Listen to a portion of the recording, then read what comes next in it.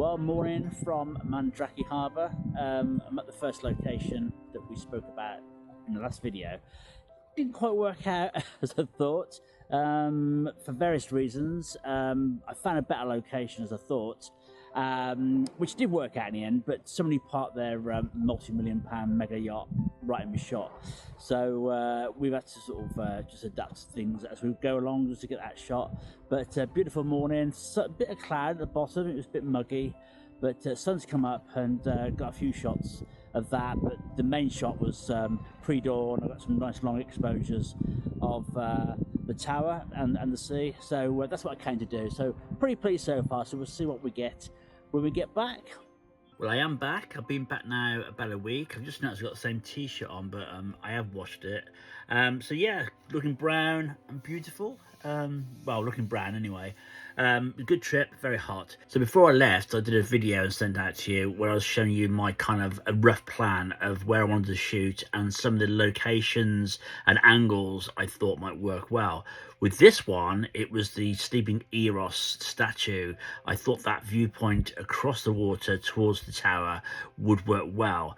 When I went the night before to the location, I felt that the composition there was going to be too busy, with including too much of the harbour. And when I walked along the harbour, the angle that I actually shot from I thought was much better, which it was, and it was shooting more towards the sunrise, which would include a bit more colour in the sky and eventually the sun as well. So that's why I decided to move locations on this occasion. What I didn't anticipate was that someone overnight decided to park their super yacht right in the frame. But, you know, you can't account for things like that. As I said, you just got to roll with them. Could I remove it? Yeah, probably, but I'm not going to do that. Like with the art stuff, I prefer to keep things as natural as possible. If it was a rubbish bin or something, I might move it out of shot, but I'm not going to move a mega yacht out of the frame. I'm going to leave that in. But I think the final pictures will look really good. So I've got the images, I've only just started to look into them because I've been really busy since I've been back, but I've shortlisted a few pictures. I haven't processed anything yet, but I'm going to show you those now in Lightroom, exactly what was shot on the day. Okay, so here's some of the images I captured that morning, starting from before dawn, capturing the dawn, and then slowly coming into the sunrise down here. Got some nice images towards the bottom here of the sunrise just coming over the horizon. So yeah, so you know, this process can be difficult because if you've got too many options, you're really nitpicking of which one really you know, is going to be suitable for what you want to express really in print. And there's no shortcut to that. Sometimes, you know, if you haven't got too many options, it's not that hard to do. But like here, I've taken quite a few different slight variations. These are pre-dawn shots. I like this image. So sometimes I'm taking more than one exposure. And we do that to help us control the lighting in the picture, especially at this time of day. I don't always need all those exposures, but I've got them in case I do. And also it means that I can take elements, say I like the lights on this picture, but I actually like the water on this one. I can then sort of pick the best of the two parts and blend them together. So I do a lot of, I have done a lot of compositing over the years. I've been retouching for 20 years, so that's something I've done some weird or wonderful things, creating like centaurs and all sorts of stuff. But I don't do as much of that with the art stuff. But I do sometimes combine elements from different exposures. So that's the one picture I'm thinking of. This one's got a slightly different foreground composition, or is it this one? It might be these two. I can't remember now. This is where it gets a bit confusing. There's a slightly different composition in one of these. The foreground is slightly different, and that one's not showing up for some reason. But anyway, you get the idea.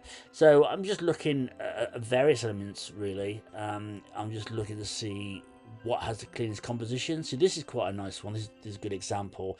This one I've zoomed in quite a lot, which is a perspective that I prefer. It's a nice softer look, and you know, with the long exposure on the water as well, blended in, this could be quite a nice image. We've got some good separation between the boat and the tower, etc. And then we're moving into sunrise. This one I've included some of the fishermen in the foreground to add a bit of human interest into it, and we've got some good separation between this tower here, this statue, sorry, and the tower, so that's quite nice and nice and clean.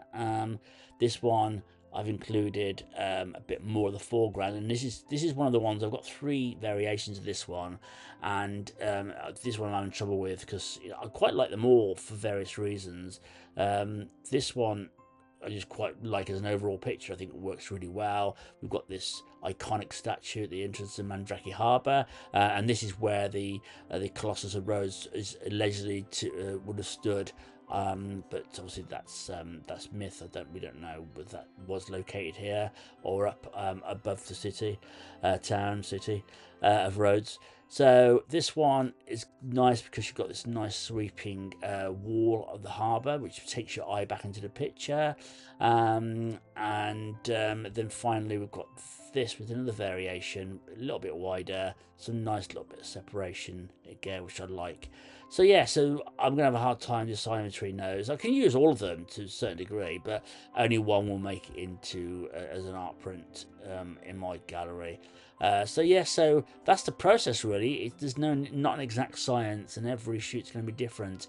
And we've got a lot of images to go through from the trip.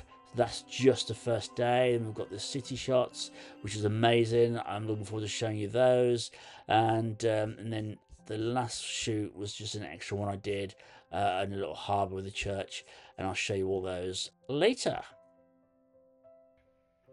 So there you go. So that's what I've shortlisted. Not sure which way exactly I'm going to go yet. I need to a little bit more time to decide, but I'll be posting those out as soon as they're finished, as you can imagine. So coming up, I'm planning another 2 videos. I've shot a lot of content with the 360 camera behind the scenes, which I think is going to be quite interesting.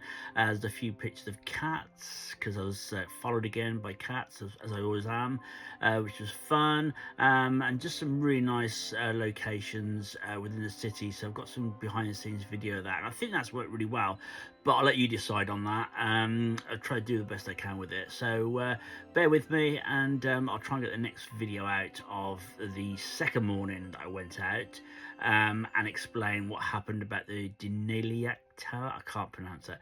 The tower that I wasn't sure about how to get an angle on. Well, that story will unfold in the next video, and I'll show you what transpired. All right, catch you soon. Cheers.